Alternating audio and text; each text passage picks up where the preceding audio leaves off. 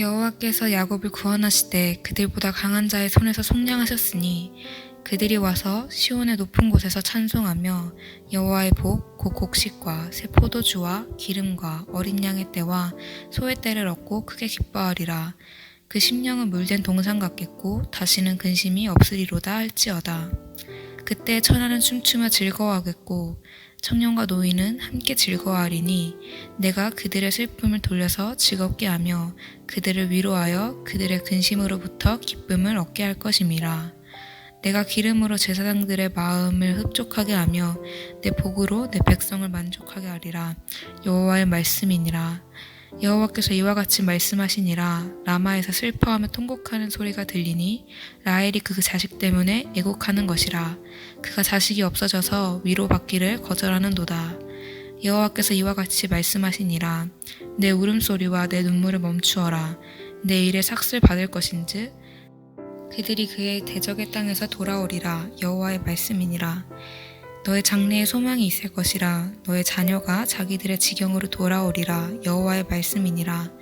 에브라임이 스스로 탄식함을 내가 분명히 들었노니 주께서 나를 징벌하심에 멍에에 익숙하지 못한 송아지 같은 내가 징벌을 받았나이다. 주는 나의 하나님 여호와이시니 나를 이끌어 돌이키소서. 그리하시면 내가 돌아오겠나이다. 내가 돌이킨 후에 뉘우쳤고 내가 교훈을 받은 후에 내 볼기를 쳤사오니 이는 어렸을 때의 치욕을 짐으로 부끄럽고 욕됨이니이다 하도다. 에브라임은 나의 사랑하는 아들 기뻐하는 자식이 아니냐. 내가 그를 책망하여 말할 때마다 깊이 생각하노라. 그러므로 그를 위하여 내 창자가 들끓으니 내가 반드시 그를 불쌍히 여기리라. 여호와의 말씀이니라.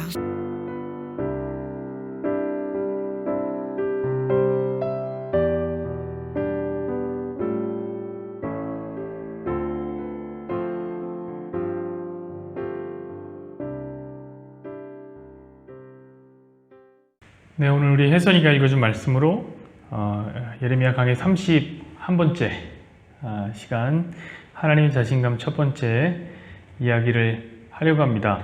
원래 한 주에 한 장씩 이제 강해를 하려고 지금 계속 준비했었고 오늘 31장을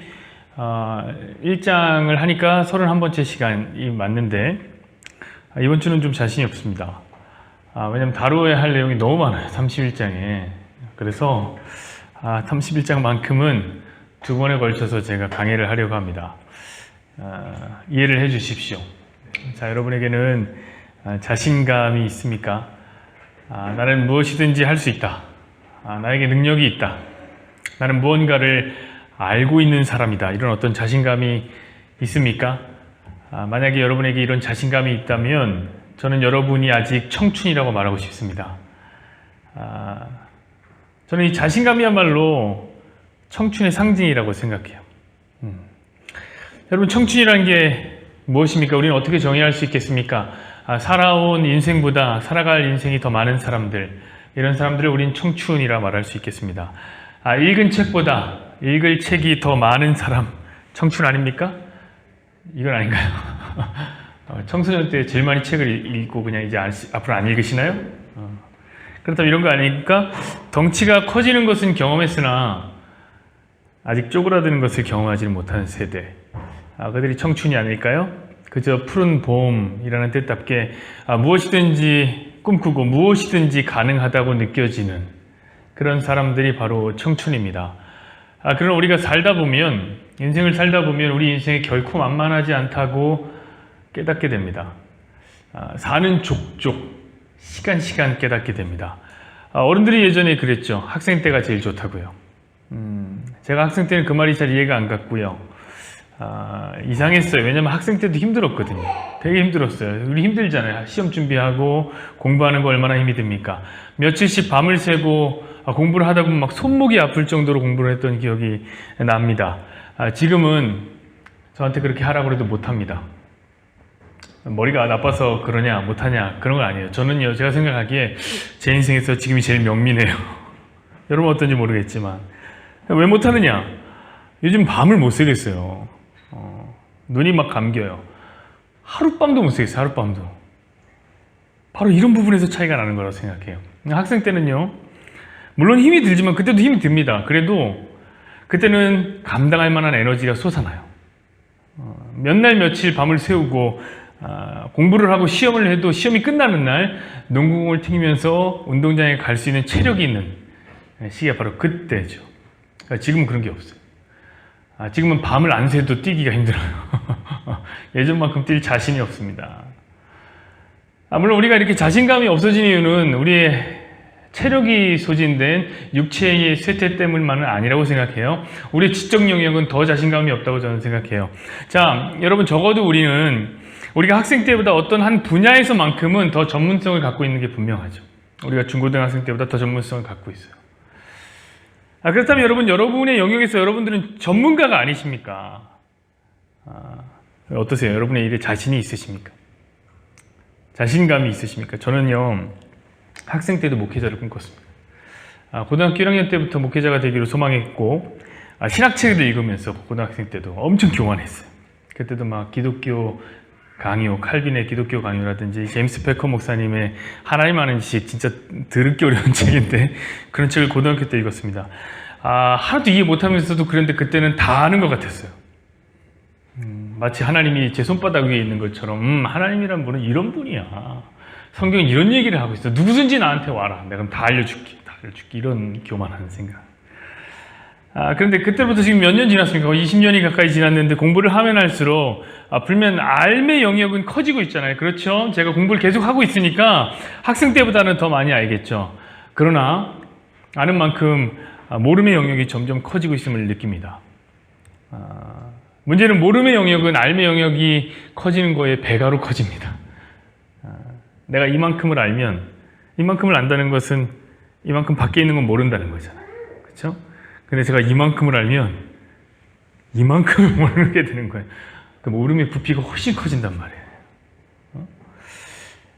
그래서 살면서 할수록 자신감이 없다고 생각들어요. 자신감이 좀 없어요. 여러분, 이건 겸손의 표현이 아닙니다. 겸손 따위의 표현이 아닙니다. 변을 익으면 고개를 숙인다고 하죠. 이 말은 겸손의 표현으로 많이 쓰이는 말인데, 여러분 근데 사실 그게 아니지 않나요? 그럼 벼가 무슨 겸손 때문에 고개를 숙입니까? 그럴 리가요. 벼가 겸손 때문에 고개를 숙이나요? 벼는요, 쌀의 무게를 감당하지 못해서 고개를 숙이는 거예요. 저는 인생을 배운다는 것이 바로 이런 벼와 같다고 생각이 들어요. 시간이 지나면서 우리는 인생의 무게를 감당하기가 힘들어서 고개를 숙이죠. 물론 저는 아직 젊기 때문에 앞으로 더 많이 느껴야 되겠지만 확실히 저는 요즘에 과거에 비해서 자신감이 없습니다. 처음에 개척할 때만 해도 그게 이제 3년 전인데 뭔가 자신감이 있어요. 그래, 교회는 이렇게 하는 거지, 이런 자신감이 있었습니다. 요즘은 잘 모르겠어요. 이게 맞나? 점점 우리가 가족같이 되어가는데 핵가족이 되어가고 있어. 이게 맞나? 하나님도 잘 모르겠어요. 하나님 왜 저한테 이러실까? 내가 뭘 잘못했나? 그런 생각도 들고. 그렇습니다. 여러분, 살다 보니 인간은 참 모르는 것도 많고 못하는 것도 많은 것 같아요. 특별히 삶의 영역이라는 것은 끝도 없어요. 범위가. 여러분, 공부를 잘하는데 체육을 못하기도 하고, 일을 잘하면서 자식은 못 키우기도 하고. 여러분, 다 잘할 수 있나요? 일도 잘하고 자식도 잘 키우고 부모님한테도 잘하고 시댁에서 잘하고. 여러분, 다 잘할 수 있나요? 이게 어렵단 말이에요. 그래서 어쩜 우리가 나이를 먹으면서 깨닫는 유일한 한 가지가 무엇이냐면, 나는 참 모르는 게 많구나. 이걸 깨닫는 게 아닐까. 솔로몬이 마지막에 그런 고백을 했는지도 모르겠습니다. 내가 해 아래서 잡으려고 했던 모든 수고가 다 바람을 잡으려는 헛된 수고였구나. 여러분, 이 고백은 사실 역사상 가장 지혜로웠던 한 남자가 내뱉는 가장 자신감 없는 소리죠. 그래서 저는 여러분에게 오늘 감히 이렇게 말씀드리고 싶습니다. 여러분, 자신감이요, 그런 것 좀 없어도 괜찮아요. 어차피 세상은 그렇게 말하지 않죠. 세상은 그렇게 얘기하잖아요. 자신감이 정말 중요하다고 얘기해요. 세상은 그게 있어야지 앞으로 잘 살 수 있다고 말한다고요. 그게 있어야지 힘있게 살아간다. 그래서 학생들한테 맨날 그렇게 가르치잖아요. 얘들아, 자신감을 가져. You can do it. 너 자신을 믿어. 너는 무한한 가능성이 있어. 자, 애들이 그래야 막 힘을 내니까. 믿어야 뭔가를 실행할 거 아닙니까? 그러나 그런 의미에서 저는 성도들만큼은 자신감이 좀 없어도 된다고 생각해요. 왜냐하면 성도들은 자기 안 믿어도 되거든요. 자신감이 뭡니까? 자기를 믿는 마음이잖아. 성도들에겐 믿을 만한 분이 계시거든. 우리 곁은 특별히 자신감이 넘치는 분이 계십니다. 저는 오늘 31장을 한마디로 요약하라고 한다면 오늘 설교의 제목처럼 하나님의 자신감이라고 요약하고 싶습니다. 자, 그 헤어나올 수 없는 자신감의 늪에 한번 빠져보시길 바랍니다. 저는 오늘 본문을 11절부터 20절까지 해봤지만 그냥 1절부터 쭉쭉 강의를 해나가겠습니다. 자, 1절 말씀 보시죠. 여호와의 말씀이니라. 그때 내가 이스라엘 모든 종족의 하나님이 되고 그들은 내 백성이 되리라. 자, 이 말씀에서부터 하나님의 자신감이 시작되는 거예요. 저는 성경을 짜내고 또 짜내서 한 문장으로 만들려고 한다면 저는 예레미야 31장 1절과 같은 말씀이 나온다고 생각해요. 그게 어떤 말씀이냐? 나는 너의 하나님이 되고 너는 내 백성이 되리라. 아멘이죠. 맞습니다. 이것이 바로 하나님의 꿈이요, 이 세상과 저와 여러분을 지으신 목적입니다. 자, 이야기를 조금 더 풀어서 이야기처럼 말하자면 죄악에 빠져서 사탄을 따르던 무리들이 있었는데 그 중에 어떤 사람들을 공중 권세 잡은 사탄에게서 건져와서 하나님을 섬기는 사람으로 만들겠다는 하나님의 의지.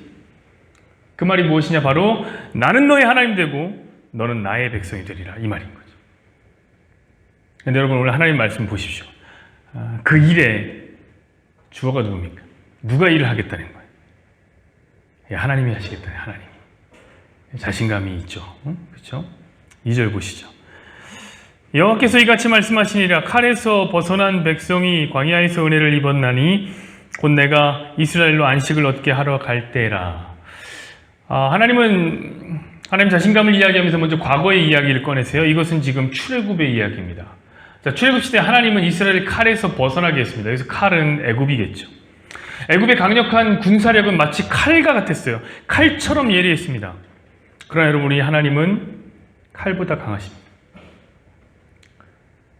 우리 하나님은 그래서 어떤 칼에서도 우리를 구원할 수 있는 분이에요. 그 강하신 하나님이 광야에서도 은혜를 베푸셨습니다. 여러분, 광야란 어떤 공간입니까? 그곳은 은혜가 없는 공간, 자비가 없는 공간. 그 땅은 사람을 삼키는 땅이요, 생존의 조건이라고 하고는 현격하게 떨어지는 죽음의 공간입니다. 하나님은 그런 광야에서도 은혜를 베푸실 수 있는 놀라운 분이었습니다. 그런 광야에서 하나님은 먹고 마시게 하셨으며 이스라엘을 끌고 결국은 약속의 땅 가나안으로 데리고 들어가셨습니다. 자, 2절에 나오는 그 안식을 얻게 하려 할 때 이런 말이 나오는데 여기서 말하는 이 안식이 바로 가나안 땅이에요. 가나안 땅. 왜냐하면 이 가나안 땅의 별명이 안식의 땅. 왜냐하면 이 땅이 천국을 상징하는 땅이기 때문에. 여러분, 천국은 어떤 곳입니까? 영원히 안식하는 곳이죠. 안식의 땅, 안식을 얻게 한다. 자, 그러므로 오늘 이야기는 하나님은 아무것도 없는 노예 집단 200만 명을 강력한 칼 애굽에서 건져냈고 광야에서도 은혜를 베풀었으며 결국에 그 약속을 이루어서 안식으로 가나안 땅으로, 약속의 땅으로 인도하셨다, 이거죠. 왜 그러셨을까요? 하나님 도대체 왜 그런 일을 하셨을까요? 심심했어요? 3절이 그 이유를 이렇게 설명합니다. 3절 보세요. 옛적에 여호와께서 나에게 나타나사 내가 영원한 사랑으로 너를 사랑하기에 인자함으로 너를 이끌었다 하였노라. 끝났죠. 사랑하기 때문에 그런 거예요. 맞습니다. 하나님은 우리를 영원한 사랑으로 사랑하세요. 영원한 사랑으로. 여러분, 제가 설교 때마다 사랑하는 여러분이라는 말을 매우 잘하지 않습니까? 마치 습관처럼 이런 표현을 마주 하는데요. 많이 하는데 이 표현에 사실 제가 주어를 빼서 하는 거지, 이 표현에는 이런 주어가 있어요. 나 안 목사가 사랑하는, 이거 아니에요. 나 안 목사 사랑 아니에요. 이 주어가 하나님이에요. 그럼 제가 하나님 사랑하는 여러분 한다면 그 말은 뭐냐면 하나님이 사랑하는 여러분, 이 말입니다. 이 말. 물론 저도 여러분을 사랑합니다만 저한테 사랑받는 것보다 하나님한테 사랑받는 게 훨 나을걸요? 왜냐하면 하나님께 사랑받을 때 우리는 하나님의 인도하심을 받을 수 있기 때문에 그래요. 하나님 말씀하시죠. 뭐라고 합니까? 내가 너를 사랑하기에 인자함으로 너를 이끌었다. 할렐루야. 자, 과거에 우리 하나님은 아무것도 할 수 없는 노예 집단을 구원해 주셔서 이끌어 주셨습니다. 여러분, 그런데 여러분이 이해하실지 이해하지 않으실지, 믿으실지 안 믿으실지 모르겠지만 그 하나님이 지금도 살아 계십니다. 그 하나님은 아직 살아 계세요. 어찌 저와 여러분의 인생을 인도하지 않으시겠습니까? 우리 4절 5절을 보시죠. 처녀 이스라엘아, 내가 다시 너를 세우리니 내가 세움을 입을 것이요 네가 다시 소고를 들고 즐거워하는 자들과 함께 춤추며 나오리라. 네가 다시 사마리아 산들의 포도나무를 심되 심은 자가 그 열매를 따기 시작하리라. 제가 진짜 좋아하는 단어 나오네요. 뭡니까? 다시라는 단어. 다시. 여러분, 왜 다시 세웁니까? 왜 다시 즐거워합니까? 왜 다시 열매를 땁니까? 우리 이미 예레미야를 통해서 공부를 했어요. 이스라엘 범죄함으로 이스라엘이 무너졌죠. 이스라엘이 범죄함으로 이스라엘 즐거움 사라져버렸죠. 잔치가 그치고 즐거운 소리가, 기뻐하는 소리가 사라졌다고 그랬어요. 땅은 또 어떻게 했습니까? 이스라엘의 범죄함으로 열매를 맺지 않고 황폐하게 될 거라고 그랬어요. 그래서 다시가 필요한 거예요. 다시. 이 말 너무 중요합니다. 왜냐하면 이 말이 우리 하나님의 속성을 잘 보여주기 때문에 그래요. 우리가 믿는 하나님은 다시 하시는 하나님. 하나님 안 된다고 그냥 버리시는 분이 아닙니다. 저는 좀 안 되면 금방 포기하는 편인데요. 하나님이 상했다고 갈 때 그냥 꺾어버리지 않으십니다. 하나님이 꺼져간다고 등불 그냥 후 불어버리지 않습니다. 우리 하나님 다시 문을 열어주시는 분이에요. 우리 하나님 다시 슬픔의 땅에 기쁨의 씨앗을 심어주시는 분이에요. 우리 하나님 다시 황폐한 땅에 생기를 불어 넣어주시는 분입니다. 여러분, 이게 믿으십니까? 이게 제 말이 아니에요. 하나님의 자신감 있는 말씀. 그럼 믿으시기 바랍니다. 6절 말씀을 보시죠. 에브라임 산 위에서 파수꾼이 외치는 날이 있을 것이라 이르기를 너희는 일어나라. 우리가 시온에 올라가서 우리 하나님 여호와께로 나아가자 하리라. 보세요. 그 다시 때문에 에브라임이 나오는 거예요. 여러분, 에브라임 누굽니까? 에브라임은 이때는 이미 멸망했어요. 이미 멸망한 북이스라엘의 대표 지파가 에브라임입니다. 그러니까 하나님은 다시를 말씀하시면서 어떤 날을 선포하냐면 에브라임 지파의 산 위에서 파수꾼이 외치는 날이 있을 것이다, 이렇게 말씀하시는 거예요. 여러분, 그렇다면 파수꾼이 성을 지키고 있다는 것은 무엇을 의미하는 거예요? 그건 주권을 되찾았다는 거예요. 성이 성으로서의 역할을 감당하고 있다는 거예요. 그러므로 잃어버렸던 에브라임이 다시 회복되었다는 의미죠. 그리고 다시 회복된 에브라임이 어디로 갑니까? 시온으로 돌아가는 일이 생길 것이다, 하나님 이렇게 말씀하십니다. 자, 여러분, 에브라임이 어느 지파라고요? 북이스라엘의 지파. 여러분, 시온은 어디 있나요? 남유다에 있어요. 자, 그러면 에브라임이 시온으로 돌아간다는 말은 무엇을 의미해요? 하나님이 회복하시는 땅에는 북이스라엘도 있고 남유다도 있을 것이다. 이 말은 하나님의 회복은 완벽한 회복이다, 이걸 의미하는 거죠. 하나님의 회복은 부분적인 회복이 아니다. 절반만 회복하더라, 남유다만 살더라, 이거 아니고 거의 다 회복하고 하나 남겨놨더라, 이건 아니라 이전보다도 더 완벽한 회복이에요. 왜냐? 이전에 에브라임은 시온에 와서 예배 안 드렸어요. 북이스라엘과 남유다 갈라졌다고요. 근데 에브라임이 시온에 와서 예배를 드린 날이 올 거다. 이전보다 더 완벽한 회복. 자, 그 하나님의 회복이 어느 정도로 완벽하냐? 우리 8절 한번 보십시다. 보라, 나는 그들을 북쪽 땅에서 인도하며 땅끝에서부터 모으리라. 그들 중에는 맹인과 다리 저는 사람과 잉태한 여인과 해산하는 여인이 함께 있으며 큰 무리를 이루어 이곳으로 돌아오리라. 자, 우리 하나님은 그 회복의 날에 북쪽에서부터 백성들을 인도하시고, 자, 땅끝에서부터 모을 거다고 얘기하고 있어요. 여러분, 북쪽이 어디냐면 아수르, 바벨론과 같은 강대국들의 땅이에요. 북쪽은. 자, 그곳에서부터 하나님은 자기 백성들을 인도하여 내려오게 하실 거다, 이 말씀. 여러분, 강대국이 무슨 대수예요? 하나님 앞에서? 누가 우리를 그리스도의 사랑에서 끊으리요? 환난이나 공고나 박해나 기근이나 적신이나 위험이나 칼이랴. 사랑하는 여러분, 하나님은 자기 백성들이 어디에 있든지 불러오시는 분입니다. 혹시 그곳에 땅끝이라 할지라도 하나님은 자기 백성들을 불러 모으시는 분이에요. 그야말로 완벽한 회복이죠.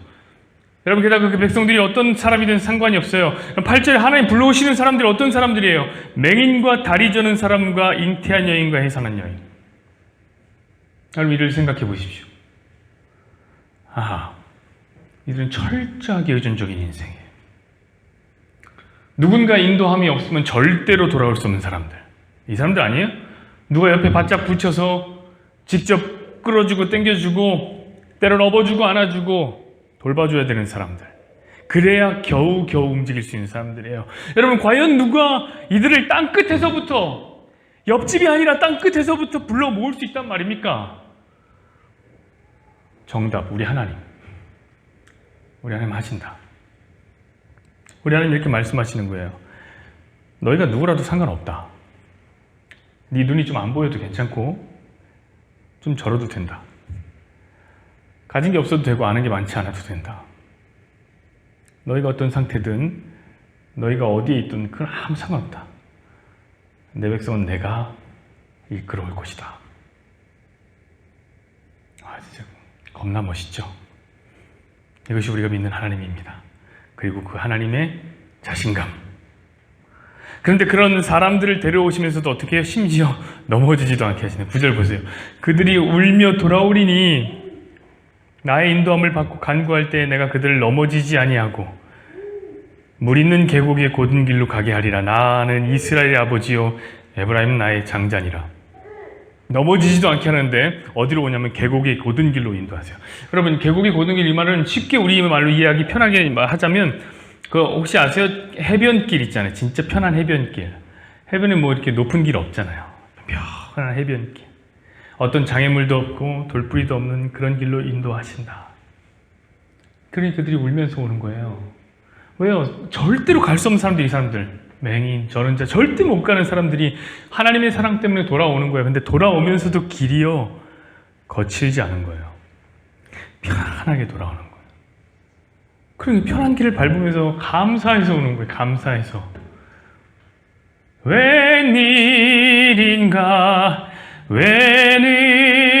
웬은혜인가, 그 사랑 크셔라.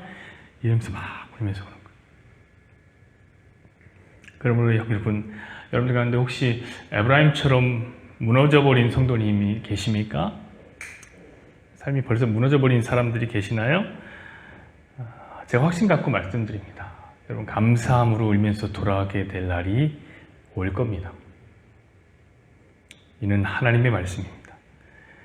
자, 10절 보시죠. 이방들이여 너희는 여호와의 말씀을 듣고 먼 섬에 전파하여 이르기를 이스라엘을 흩으신 자가 그를 모시고 목자가 그 양떼에게 행한 같이 그를 지키시리로다. 여러분, 이 은혜가 얼마나 감격적이냐면 이방인들이 이 소식을 듣고 소문을 낼 정도래요. 야, 어떻게 하나님이 이스라엘을 흩으시고 모셨는지 뭐라고 이렇게 저는, 야, 어떻게 하나님이 목자가 돼서 자신의 양떼 이스라엘을 지키시는지 뭐라고. 이방인들이 말하고 다니는 거예요. 어디까지? 먼 섬까지. 여러분, 먼 섬이면 얼마나 힘들어요. 접근이 어렵잖아요. 그럼에도 이방인들이 하나님의 구원의 이야기를 거기까지 전한다. 왜 전할까? 이방인들이 왜 하나님의 은혜를 전할까? 이방인들이 하나님을 사랑하기 때문입니까? 그건 아니겠죠. 아니면 이방인들이 하나님의 사랑을 받기 때문입니까? 그건 더더욱 아니에요. 그럼 왜 그럴까? 이유 너무 간단해요. 우리 하나님의 일하심이, 우리 하나님의 구원이 너무 놀랍기 때문에. 오 세상에 이런 일이. 이런 거 사람들이 되게 좋아하잖아요. 전하는 거죠. 우리가 받은 구원이 너무 충격적인 일이기 때문에 놀라움의 그 소식을 전하는 겁니다. 맞습니다, 여러분. 저와 여러분이 받은 구원은 여러분들은 하나도 안 놀라지만 정말 놀라운 일입니다. 진짜 놀라운 일이에요. 이 구원의 이야기는 이방인들조차 놀라게 할 이야기입니다. 그렇다면 사실 진짜 우리 성도들에게 어떤 이야기여야 되겠습니까? 이게 11절, 12절의 얘기죠. 여호와께서 야곱을 구원하시되 그들보다 강한 자의 손에서 속량하셨으니 그들이 와서 시온의 높은 곳에서 찬송하며 여호와의 복 곧 곡식과 새 포도주와 기름과 어린 양의 때와 소의 때를 얻고 크게 기뻐하리로다. 그 심령은 물된 동산 같겠고 다시는 근심이 없으리로다 할지어다. 아멘. 여러분, 여호와께서 우리를 구원해 주셨어요. 구원하시되 우리보다 훨씬 강력한 자의 손에서 우리를 구원했어요. 여러분, 속량이란 건 무슨 말이냐면 자유를 선포하는 단어예요. 돈을 주고 노예를 사서 자유인이 되게 하는 것이죠. 여러분이 인정하시는지 모르겠지만 우리는 죄의 노예였습니다. 여러분, 죄는 우리보다 언제나 강했습니다. 죄는 우리를 사로잡았고 죄는 우리를 그래서 이리저리로 끌고 다녔습니다. 그리고 어디까지 끌고 가냐면 저 깊고 깊은 어둠 속, 어둠보다 더 어두운 지옥이라는 데까지 우리를 끌고 가는 거예요. 여러분, 이 죄의 노예는 진짜 끔찍한데, 일평생 죄만 짓도록 하다 끌고 다니고, 어디까지 끌고 가냐면 지옥까지 끌고 가는 거예요. 그 죄의 노예라. 근데 하나님이 저와 여러분을 그 죄에서 속량하셨습니다. 당연히 뛰어놀고 기뻐할 만한 이야기죠. 그 기쁨이 얼마나 터져 나오냐면, 오늘 뭐라고 얘기하냐면 물된 동산같이 터져 나온다. 여러분, 물된 동산이라는 것은 언제나 솟아나오는 물이 있는 마르지 않는 동산을 얘기하는 거예요. 거기 물을 대놨으니까 안 마르겠죠. 계속 솟아나는 거예요. 그렇습니다. 여러분, 구원받은 자의 기쁨이라는 원래 이렇게 샘물같이 솟아나는 거예요. 샘물같이. 여러분, 원래 사람은요, 웅덩이 같은 사람이 있고 샘물 같은 사람이 있어요. 여러분, 웅덩이는 비 오면 채워집니다. 그러나 비 계속 안 오고 웅덩이에 있는 물 다 쓰면 다 말라버리는 거예요. 여러분, 세상이 주는 기쁨이란 건 웅덩이 같은 기쁨이에요. 채워지는 조건이 있어야지 기뻐요. 조건 없으면 기쁨도 없는 거예요. 그러나 여러분, 성도의 기쁨은 좀 달라요. 성도의 기쁨은 샘물과 같은 기쁨입니다. 여러분, 구원의 샘이 성도를 무엇으로 만드냐면 물된 동산같이 만든단 말이에요. 목사 축복합니다, 여러분. 여러분은 물된 동산이 되시길 바랍니다. 저는 여러분에게 샘물과 같은 기쁨이 있기 원해요. 진짜 받은 구원만 생각하면 기쁨이 그냥 퐁퐁퐁퐁퐁 솟아오르는, 밑에서 퐁퐁퐁 솟아오르는. 13, 14절 보시죠. 그때 처녀는 춤추며 즐거워하겠고 청년과 노인은 함께 즐거워하리니 내가 그들의 슬픔을 돌려서 즐겁게 하며 그들을 위로하여 그들의 근심으로부터 기쁨을 얻게 할 것입니다. 내가 기름으로 제사장들의 마음을 흡족하게 하며 내 복으로 내 백성을 만족하게 하리라. 여호와의 말씀이니라. 바로 이것이 우리 테바의 이야기가 될 것입니다. 여러분, 구원받은 백성들은 남녀노소를 가릴 것 없이 기쁨을 누립니다. 혹시 여러분들 가운데 그런 생각 드시는 분이 있잖아요? 나는 안 기쁜데 요즘에 이런 생각 드시는 분 혹시 있지 않으세요? 나 구원받은 사람 맞나? 왜 난 안 기쁘지? 요즘 나는 기쁨의 샘물은 고사하고 기쁨의 웅덩이조차도 없는데. 여러분, 기쁨이 말라버렸고 웃음이 가물어버렸다면, 그래서 나는 성도가 아닌가? 이런 생각이 여러분 드신다면 그런 생각 하지 마요. 그런 생각 하지 마세요. 왜냐하면 그건 여러분이 걱정하실 얘기가 아니에요. 그건 하나님이 하실 일이죠. 제가 오늘 본문에서 가장 중요한 표현이 있다면 저는 13절, 14절에 나온 저거일 거예요. 할 것임이라. 14절에 만족하게 하리라. 이걸 선택할 거예요. 맞습니다. 오늘 이 일은 하나님이 하시는 거예요. 하나님이 하시겠다고 약속하는 거예요. 우리 하는 게 아니에요. 그러니까 우리 마음이 뭐 어떻다 그런 거 신경 쓰지 마세요. 하나님이 그 일을 하실 거다. 여러분, 하나님의 자신감이 느껴지지 않습니까? 하나님 자신 있으시대요. 저는 그 하나님을 믿습니다. 그래서 하나님 다시 일하기 시작할 때 지금처럼 여러분 굳어있는 여러분들의 얼굴에 미소가 더하게 하실 거예요. 그리고 여러분의 얼굴보다 더 굳어있는 여러분의 마음이 샘솟는 구원의 기쁨으로 눈 녹듯이 녹여질 것을 믿습니다. 자, 우리 하나님의 자신감이 어느 정도 되냐? 15절 보십시다. 여호와께서 이와 같이 말씀하시니라. 라마에서 슬퍼하며 통곡하는 소리가 들리니 라헬이 그 자식 때문에 애곡하는 것이라. 그가 자식이 없어져서 위로받기를 거절하는도다. 여러분, 지금 하나님의 자신감이 어디냐면 라마에서 통곡하는 라헬을 내가 위로할 자신감이 있다는 거예요. 여러분, 라헬은 누굽니까? 오늘 아까 전에 텔린 예배를 드릴 때 나왔는데 야곱의 아내예요. 야곱이 정말 사랑했던 아내. 그녀는 자식 사랑이 대단했던 여자입니다. 왜냐하면 자기가 자식을 많이 못 낳았어요. 그래서 늘 자기보다 자식을 많이 낳았던 자기 언니 레아와 비교를 했습니다. 그런데 하나님의 은혜로 자식 둘을 낳게 되는 거죠. 그 자식 중에 하나가 누구냐면 요셉이요. 하나는 베냐민이었습니다. 근데 라헬이 이 베냐민을 낳다가 죽게 됩니다. 베냐민을 낳다가. 여러분, 그러면 이 베냐민이라는 아들은 라헬의 생명과 바꾼 아들이에요. 그러니까 이게 얼마나 귀하겠어요. 너무 귀한 아들이에요. 여러분, 근데 이 여자 라헬이 베냐민을 잃어버렸다고 한번 생각해 보세요. 그래서 아까 야곱이 그래서 안 준 거예요. 베냐민 못 데리고 간다. 그래서 요셉도 잃었는데 베냐민까지 잃어버리면 어떡하냐? 그런 거지. 여러분, 근데 라헬이 살아있다고 생각해 보세요. 그러면 이거 어떻게 될까? 생명과 바꾼 아들인데 이 슬픔과 이 절망. 여러분 어떻게 이 슬픈 여자 라헬을 위로할 수 있습니까? 저는 그랬어요. 감히 어떤 것도 라헬을 위로할 수 없다. 딱 하나. 자식이 다시 살아오는 것만 그녀를 위로할 수 있겠죠. 여러분 이 라헬의 통곡 소리가 어디서 들려온다고 그래요? 라마에서 들린다고 그래요.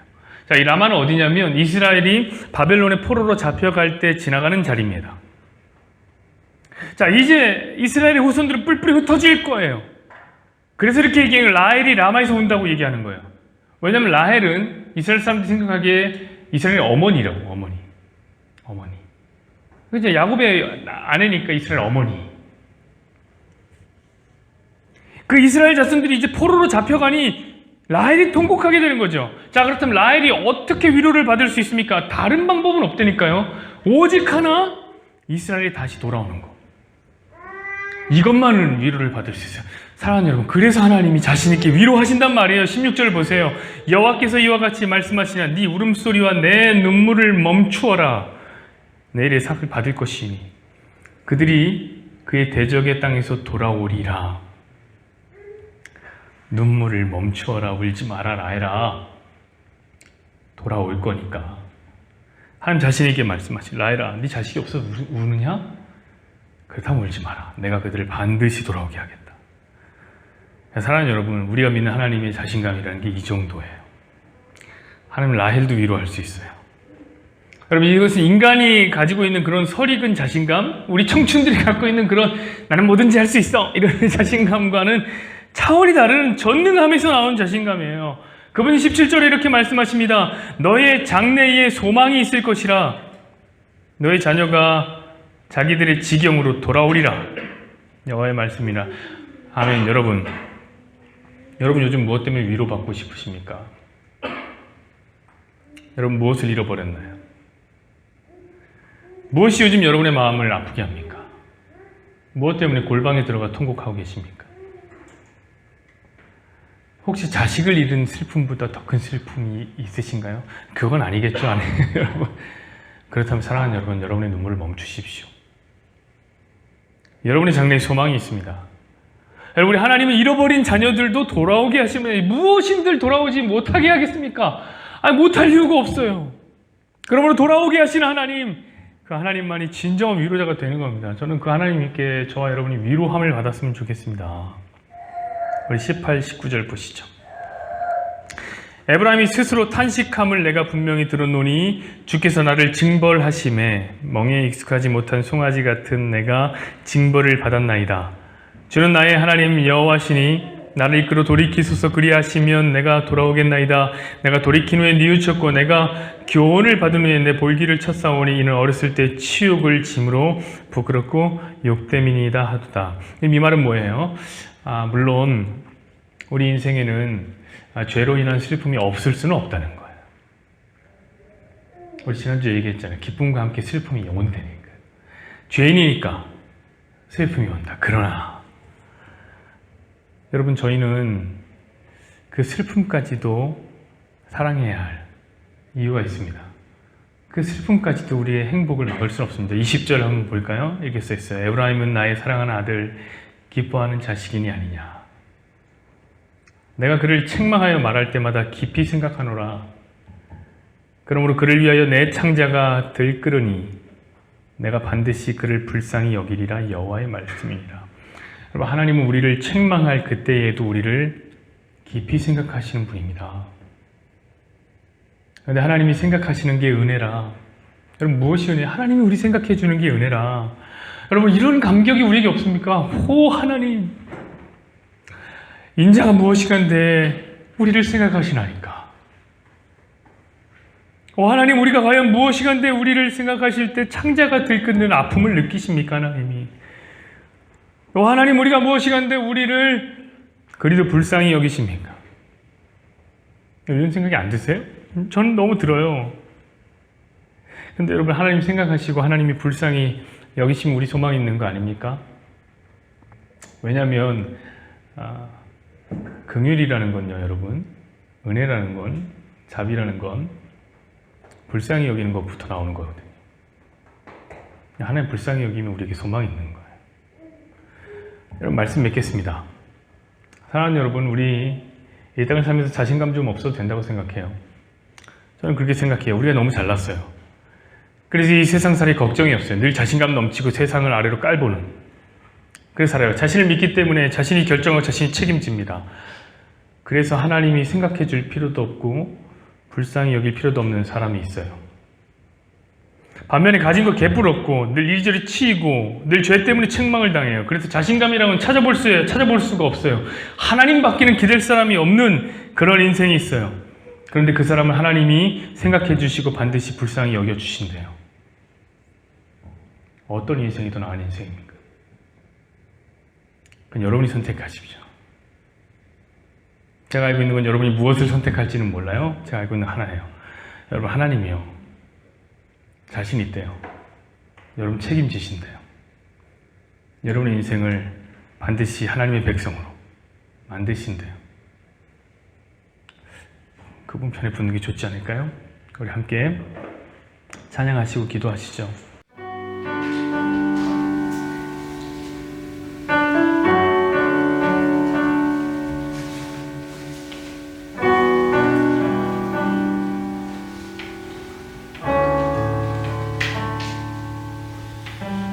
주의 사랑을, 주의 선하심을, 주의 은혜를 생각해보라. 하늘보다도 더 높으신 아버지의 사랑 크고 놀랍네. 아버지 사랑 크고 놀랍네.